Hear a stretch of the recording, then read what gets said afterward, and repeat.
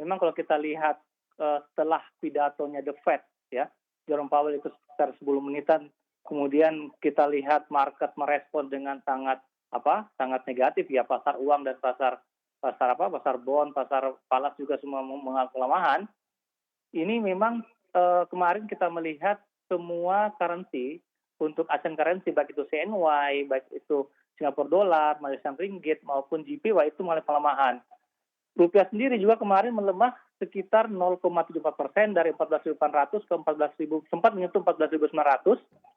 Namun memang sebelumnya rupiah itu setelah Bank Indonesia menaikkan suku bunga 7 days repo rate dari 3,5% menjadi 3,75% pada tanggal 2 Agustus, membuat rupiah sedikit terapresiasi dari yang sebelumnya sudah menyentuh 14.900, malah pekan-pekan yang lalu sempat 15.000, itu menguat sampai 14.830. Nah, tentunya kebijakan Bank Indonesia ini tetap akan difokuskan untuk menjaga volatilitas rupiah di pasar falas. Salah satunya mungkin dengan triple intervention, yaitu intervensi di pasar spot, pasar DNDF, dan pasar bond. Jadi saya melihat meskipun nantinya The Fed akan secara gradual maupun agresif untuk menaikkan suku bunga supaya inflasinya itu mendekati target yang mereka inginkan, yaitu di level 2%, pastinya Bank Indonesia juga akan melakukan langkah-langkah kebijakan moneter yang akan pro market, yang akan melakukan pengurangan terhadap volatilitas nilai tukar rupiah itu sendiri. Begitu saya rasa, Mas. Ya, for the first time sebenarnya Bank Indonesia menaikkan suku bunga acuan setelah sempat tertahan atau mempertahankan 3,5%, akhirnya pecah telur 3,75%, 25 basis point kenaikan suku bunga acuannya oleh Bank Indonesia, artinya sudah menggunakan kebijakan moneternya, karena di sebelumnya kan Bank Indonesia masih tetap kekeh dengan melihat bahwa melakukan kebijakan atau mengeluarkan kebijakannya dengan kebijakan makro prudensialnya. Kalau kita lihat tentunya, apakah dengan kenaikan suku bunga acuan dari The Fed ini akan membuat rupiah itu akan stagnan di level 14.8, bahkan ada beberapa ekonom juga mengatakan bahwa sebenarnya level psikologis kalaupun rupiah menyentuh 15.000 itu masih sebuah level yang bisa ditoleransi. Kalau dari kacamata Anda seperti apa? Saya melihatnya, Mas, ya, dari beberapa hari yang lalu rupiah itu sempat di atas 15.000 ya, sempat 15.000, malah sebelum BI rate itu naik, itu sempat 15.000 something.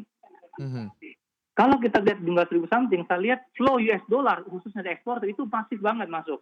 Jadi memang kalau untuk pelemahan rupiah di atas 15.000 itu serasa untuk saat ini ya, supply dolar domestik itu akan mensupport untuk apresiasi nilai tukar rupiah. Nah, kita akan lihat langkah ke depannya, kan masih ada tekanan inflasi misalnya dari kenaikan wacana kenaikan BBM, dan saya rasa begitu naik suku bunga untuk pertama kali oleh Bank Indonesia, ini tidak menutup kenaikan suku bunga berikutnya untuk meredam inflasi, karena sekarang ini Bank Indonesia sudah mengeluarkan kebijakan tight monetary policy, misalnya dengan kenaikan GWM yang berlaku 1 September itu sudah dilakukan, dan kemudian sekarang sudah naikkan suku bunga lagi. Nah, terasa langkah Bank Indonesia tetap akan fokus untuk meredam inflasi, untuk mengelola volatilitas nilai tukar, misalnya dengan salah satu caranya menaikkan tingkat suku bunga. Terasa begitu, Mas. Oke, sudah sesuai berarti ya apa yang menjadi ekspektasi tentunya dengan kenaikan suku bunga acuan oleh Bank Indonesia yang dilakukan 25 basis point dan GWM juga secara gradual tentunya yang dilakukan oleh Bank Indonesia.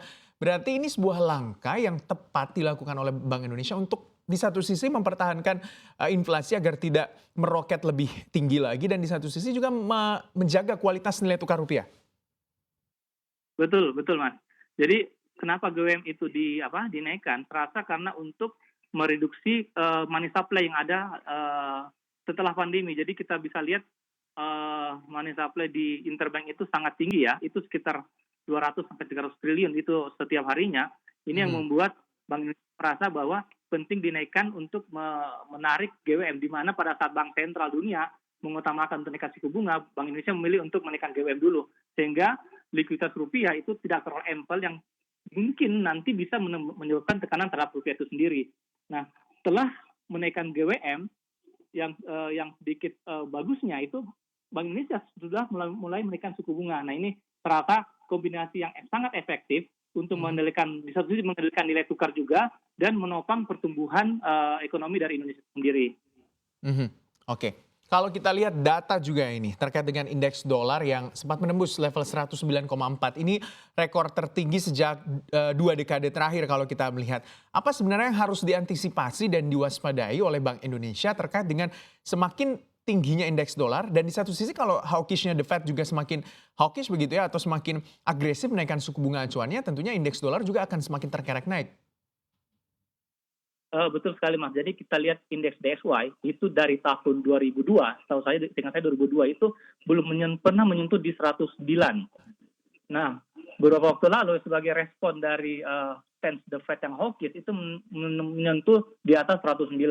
Dan tentunya indeks DXY ini kan akan membuat nilai tukar, khususnya nilai tukar rupiah itu melemah. Dan nantinya pasti yang akan membuat nilai impor Indonesia, misalnya impor energi dan pangan yang berasal dari negeri, itu membuat tekanan terhadap daya beli masyarakat nantinya.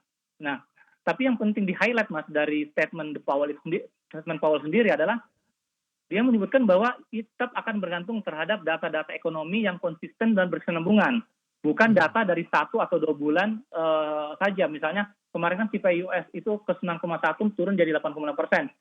Dia ignore itu, tapi mengharapkan ada data ekonomi yang berkesinambungan. Nah, kita mengharap bahwa CPI US itu akan melanjutkan kontinuitas untuk melandai, sehingga The Fed dapat mengeluarkan kebijakannya. Nah, secara tren, pastinya ini akan mempengaruhi pergerakan mata uang kawasan Asia dan rupiah itu sendiri. Sehingga kalau kita lihat indeks DXY memang akan bertahan masih di level 107 sampai 109, sehingga pada pertemuan FOMC tanggal 20-21 September. Kita akan tunggu lagi Mas, kira-kira keputusan The Fed tanggal 20-21 itu apakah menaikkan suku bunga sampai 75 basis point atau hanya 50 basis point. Tapi yang pasti tergantung terhadap data-data ekonomi US yang nanti akan keluar sebelum periode pertemuan itu tersebut.